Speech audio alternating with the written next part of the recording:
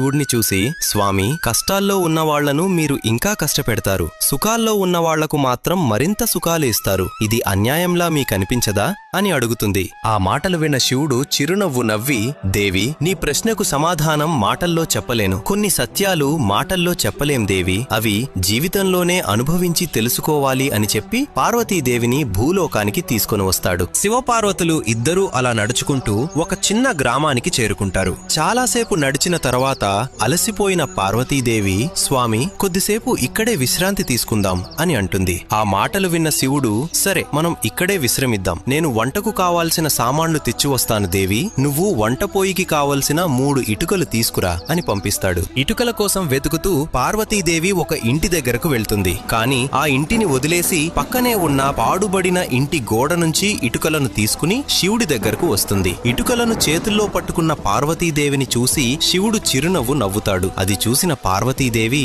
స్వామి, ఎందుకని అలా నవ్వుతున్నారు అని అడుగుతుంది. శివుడు కొంటిగా చిరునవ్వు నవ్వి, దేవి, చాలా కష్టపడినట్టు ఉన్నావని నెమ్మదిగా, పార్వతి, ఈ ఇటుకలను ఎక్కడ్నుంచి తీసుకొచ్చావు అని అడుగుతాడు. అందుకు పార్వతీదేవి, దారిలో కనిపించిన పాడుబడిన ఇంటి నుంచి తీసుకొచ్చాను స్వామి అంటుంది. అప్పుడు శివుడు ప్రశ్నిస్తాడు, పక్కనే ఉన్న కొత్త ఇల్లు నీకు కనిపించలేదా? అక్కడ్నుంచి ఎందుకు ఇటుకలు తీసుకోలేదు? దానికి పార్వతీదేవి, స్వామి, ఆ ఇల్లు చాలా అందంగా ఉంది, దాని నుంచి తీసుకోవాలంటే నా మనసు ఒప్పుకోలేదు అంటుంది. పార్వతీ మాటలు విన్న శివుడు, దేవి, ఇదే నీ ప్రశ్నకు సమాధానం. ఎవరైతే మంచి కర్మలతో తమ జీవితాలను పరిశుభ్రంగా ఉంచుకుంటారో వారి సంతోషాలను చెడగొట్టడం నాకు ఎప్పుడూ ఇష్టం ఉండదు అంటాడు. ఈ సత్యాన్ని నమ్మే ప్రతి శివభక్తుడు కామెంట్లో ఓం నమః శివాయ అని వ్రాయండి.